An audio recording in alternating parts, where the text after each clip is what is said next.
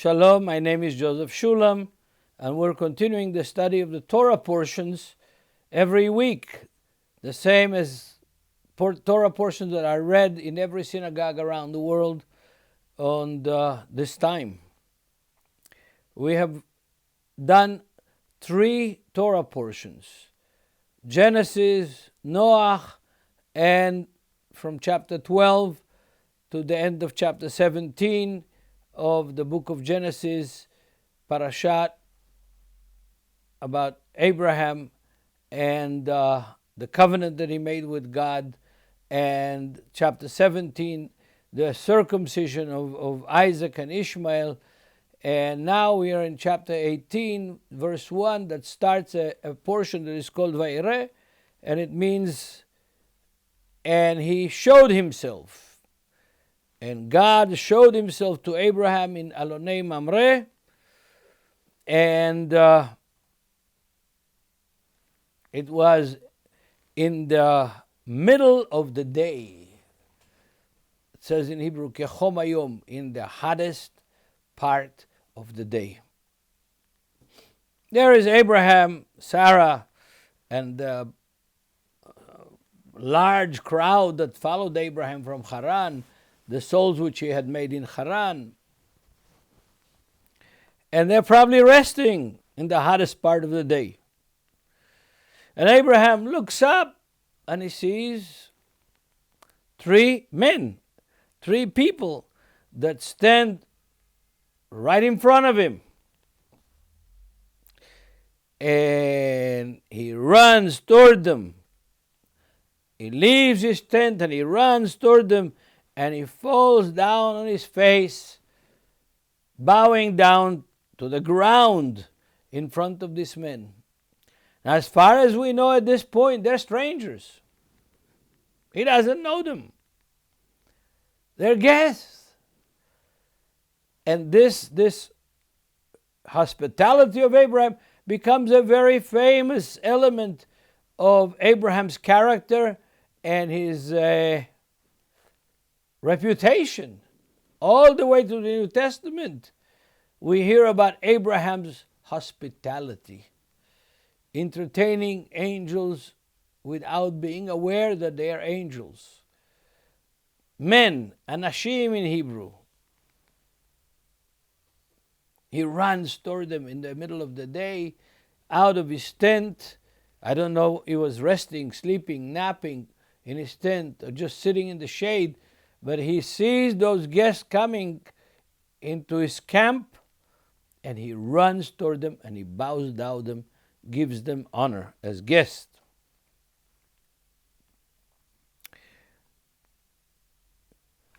And he calls them lords. Adonai. Adonai is a word used for God, but it actually means Lord. And he called them in the plural, lords. If I'm okay, if you kind of find favor in your eyes of me, don't leave your servant. Okay? Now remember, he's the boss of a very large clan.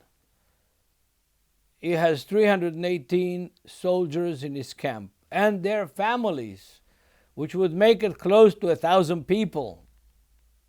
If each one had 1 child and 1 wife, men between the age of 20 to 50, it would be close to 1,000 people, a very large encampment. That's why he doesn't live inside the cities. He lives close to the cities, outside in his own encampment. So he said, oh, don't leave me, honor your servant. And he, not his servants. He had servants. He had men servants and women servants, not his servant. He himself takes water and washes their feet while they're leaning under the tree, a terebinth tree, type of an oak tree. They're under the tree in the middle of the day. They came from outside. He himself, not his servants, that's an important point to notice. brings water and washes their feet. And he says, I'll go and get some bread, and you will have lunch with me, and you will fill your hearts with food, in other words, and you're not going to leave your servant.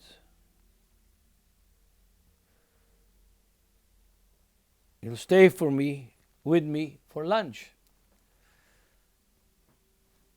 And they said, okay, we'll do just as you said. So he, in a hurry, in verse 6, chapter 18, verse 6, in a hurry he runs to the tent of Sarah.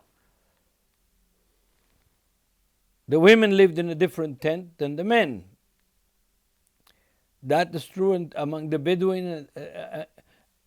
Until the days of Israel, I haven't visited the Bedouins in the last 20 years.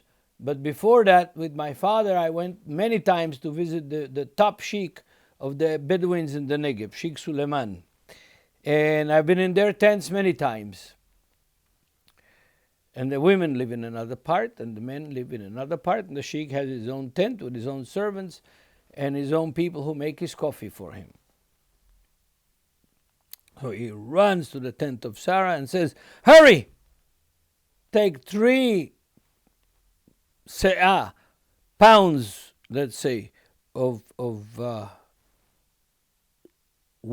wheat flour. Make,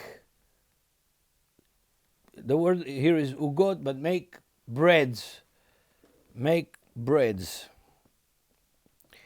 And he runs to the cattle and brings a young cow, male. It says Ben Bakar, a male veal, soft and good, the text says in verse 7. Then he tells his servants, quickly prepare this veal. And he takes butter and milk and the calf, the veal that he had them prepare, and he brings them to his guests. And it says, and he stood over them, which means he served them. He, Abraham himself, served his guests under the tree, and they ate. And they asked him, the 3 strangers, remember they're strangers, they asked, oh, where is Sarah, your wife? And he says, she's in the tent. I like this drama. It's a very dramatic text. She's in her tent. And he says, I will return to you now, and next time I come, Sarah will have a son. Your wife Sarah will have a son. And Sarah is in her tent and she hears this, what these 3 strangers are promising.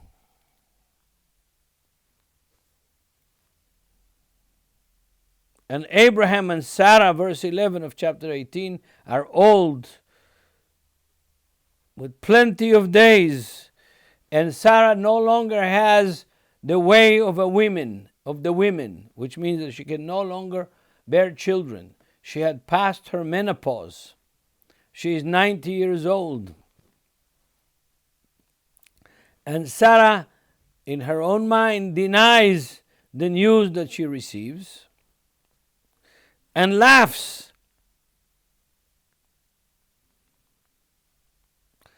She laughs. She laughs because she fears that this promise that these 3 strangers made is not going to happen. says, I'm an old woman, how could I have a child? Yeah. The Ashkenazi rabbis have a statement that says, if God wills, even a broomstick can shoot like a gun. And that's referring to Abraham in his old age having a son, and to Sarah. Okay. This promise is made. Sarah laughed. And God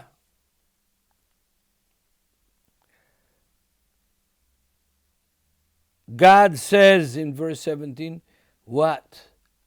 God here is the holy name of God, the 4-letter tetragrammaton of God. The Lord, in capital letters,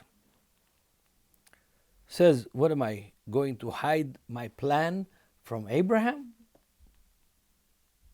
It's like an afterthought in the text. I promised Abraham that it will be a great nation, a great and mighty nation, and that all the nations of the world, all the Gentiles of the world will be blessed through him and through his seed. Am I going to hide my plan from Abraham? No, not right. I've known him. I know that he has commanded his sons and his servants to keep the ways of the Lord and to do righteousness. So I'm not going to hide. So here comes now God is discussing with Abraham. Verse 20, and he says, God says, Sodom and Gomorrah have done so much evil and so much sin, and their sin is so heavy. And the screaming out of Sodom, verse 20, the screaming out of Sodom and Gomorrah is so big and their sin is so heavy. I'm going to go down there and see if it's really so bad as it's reported to me to be. And if it is so bad, I'm going to finish them off.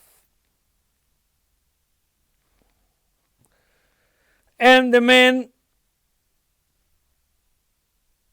at least 2 of them, go down to Sodom. They go down to Sodom, and